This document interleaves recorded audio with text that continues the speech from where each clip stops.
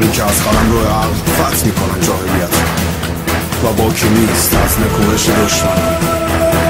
پیر 0-2-1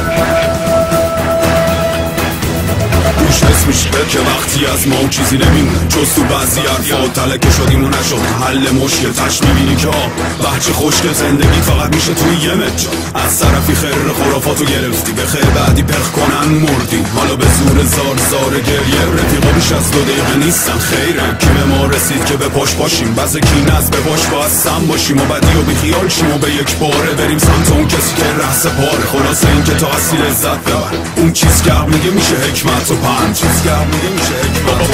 پا به پا بیا اون بالا تا که خوشا سردشیم بایا تا بچشیم با سهم خوب سالها سر میاد عمرشا به دارم. پا به پا بیا اون بالا تا که خوشا سردشیم بایا تا بچشیم با سهم خوب سالها سر میاد عمرشا به دارم. فلسفه جز به جز معلوم فرصتی برای رسیدن به معلوم تنها راه که نزدیک زیر بارون و شاید لمس کردن خدای آسمون نشون بده ستاره راهمون پیغام چراغ خوابمون میگه دیگه ترسی نیست از پاسمون چون خداست میمونه پشتمون. ما با صبر زبور حلوا میسازیم با استقامت رو به روی دریا میتابیم زمستونم دیگه نوع سیلی زدن نداره دلش به رحم اومده و به فکر بهاره کمایی که میدونم اینالی از داوری اما تو لحظه‌ای که ناباوری تنها یک راه جلوت خود باوری بعد رسیدم به خودت بالا سری. ما پا به پا بیا اون بالا تا که خوشا سردشیم بایا تا بچشیم با سهم خوب سالها سر میاد عمرشا به دارم. ما پا به پا بیا اون بالا تا که خوشا سردشیم بایا تا بچشیم با سهم خوب سالها سر میاد عمرشا به دارم.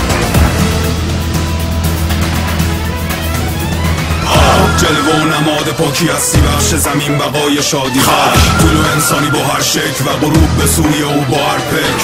شیطنت در هیاهوی های نیست در فغان او آتیش سر وجود آریایی ها پرچم دار پادشاه رسیدیم به آخر کار ته مطلب جنبندی کلی زیر مقطع میگه دنیا هر جوری که باشه میگذره یکم ساده تر باشه خوب شیک‌تره خیلی چیزا رو میشه ندید و نشنید دست به رفاقت داد و پیر و فهمید که پیر ما گفت خطا بر قلم نره آفرین بر نظر پاک و خطا پوشش باد.